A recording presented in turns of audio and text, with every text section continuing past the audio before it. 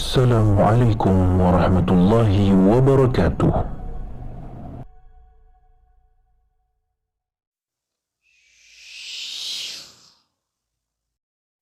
Selamat datang di Petuah Islami, channelnya orang beriman.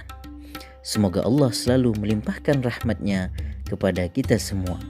Sebarkan ilmu dan kebaikan ini dengan mengklik tombol subscribe dan aktifkan loncengnya.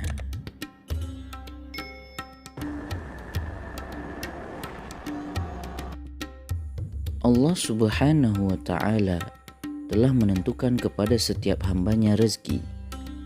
Maka tidak ada salah seorang pun dari hambanya yang tidak mendapatkan rezeki. Rezeki yang berbentuk harta, setiap hamba tentu berbeda-beda. Di antara mereka ada yang mendapatkan harta yang melimpah. Namun di antara mereka pula ada yang mendapatkan harta yang cukup. Akan tetapi, siapa yang bisa menjamin seseorang yang bergelimpangan harta akan lebih bertakwa kepada Allah? Karena sejatinya harta yang melimpah bisa membawa seseorang ke dalam ketaatan kepada Allah, atau malah mencelakakan manusia. Apabila kita ditanya siapa orang terkaya sepanjang sejarah, mungkin kita akan menjawab Bernard Arnault, pengusaha barang mewah asal Perancis. Akan tetapi, tahukah kalian, fakta sebenarnya mengatakan orang terkaya sepanjang sejarah adalah Qarun. Qarun adalah dari kaum Nabi Musa alaihissalam. Ia adalah anak pamannya Musa. Dengan kata lain, mereka berdua adalah saudara sepupu. Ada beberapa riwayat yang menyebutkan pada mulanya Qarun adalah seorang hamba yang saleh, namun dia miskin. Lalu ia datang kepada Musa dan memohon untuk mendoakannya agar dirinya memiliki sejumlah harta. Dan doa itu dikabulkan oleh Allah hingga Qarun menjadi kaya raya. Namun dengan kekayaannya itu, ia enggan membantu fakir miskin. Bahkan ia berubah menjadi sombong dan congkak sebab harta yang dimilikinya terlampau berlimpah. Allah Subhanahu wa Ta'ala menitipkan harta kekayaan yang sangat banyak kepada Qarun, yaitu perbendaharaan atau tempat penyimpanan barang-barang berharga seperti emas, perak, permata, dan beberapa kekayaan lainnya. Meskipun tidak disebutkan secara pasti rekapitulasi kekayaan Qarun, namun Allah mengisyaratkan dalam Al-Quran bahwa kunci-kunci tempat penyimpanan hartanya saja memerlukan sejumlah orang untuk mengangkatnya. Orang-orang beriman dari kalangan Bani Israel mulai menasihati Qarun agar ia tidak terlena dengan harta yang dimilikinya. Namun, ternyata nasihat tersebut tidak mampu mengubah karakter Qarun yang telah melampaui batas dalam kesenangannya terhadap harta benda. Meskipun Qarun telah berbuat aniaya terhadap kaumnya sendiri, masih ada beberapa orang bijak di antara mereka yang mencoba untuk memberikan nasihat agar tidak berlebihan dalam memandang harta kekayaan.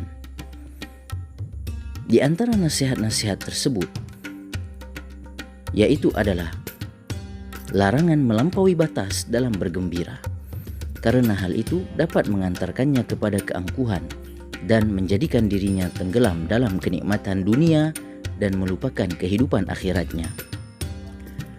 Adapun nasihat kedua, larangan membanggakan diri kepada kaummu dengan banyaknya hartamu.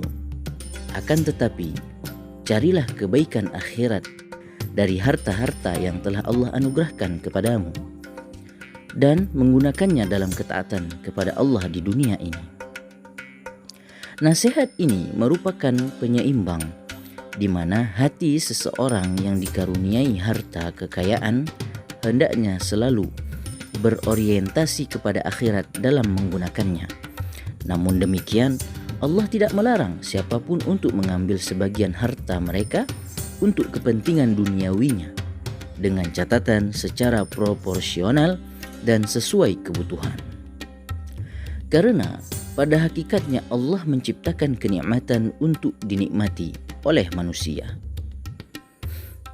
Nasihat ketiga yang disampaikan oleh orang-orang bijak di kaum Qarun, yaitu ajakan untuk berbuat baik terhadap sesama. Karena sesuatu yang dimulai dengan kebaikan akan menghasilkan kebaikan, sedangkan sesuatu yang dimulai dengan kejelekan akan mendapatkan kejelekan pula. Akan tetapi dari seluruh nasihat ini, dari beberapa nasihat yang disampaikan oleh orang-orang beriman dari kalangan Bani Israel, ternyata tidak mampu mengubah karakter Qarun yang telah melampaui batas dalam kesenangannya terhadap harta benda.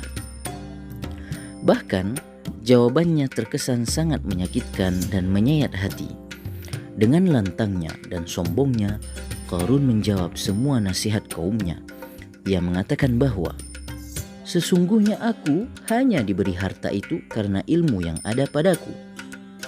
Dengan kata lain, dia lupa bahwa seluruh harta yang ia miliki adalah titipan dari Allah Subhanahu wa Ta'ala. Lalu Allah pun mengazabnya dengan membenamkannya ke dalam tanah bersama dengan seluruh hartanya, sebagaimana yang disebutkan dalam firman Allah dalam surat Al-Qasas ayat 81.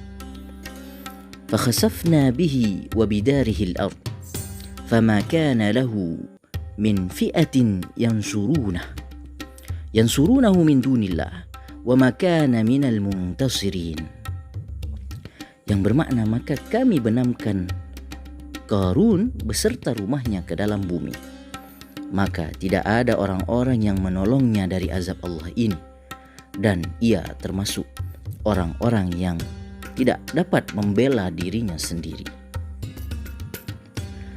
Kisah Qarun menggambarkan kepada kita bahwa dia orang yang sombong, pelit, durhaka kepada Allah, serta tak memiliki akal sehat terhadap kekayaannya. Hal ini tidak patut dicontoh oleh orang yang mengaku beriman kepada Allah, karena sejatinya seluruh harta benda yang kita miliki hanyalah titipan Allah yang berupa ujian bagi manusia, apakah ia bersyukur atau bahkan kufur nikmat. Inilah kisah Qarun, orang terkaya paling sombong yang pernah hidup di dunia ini. Semoga kisah singkat ini bermanfaat. Wallahu ta'ala a'lam bis-shawab. Assalamualaikum warahmatullahi wabarakatuh.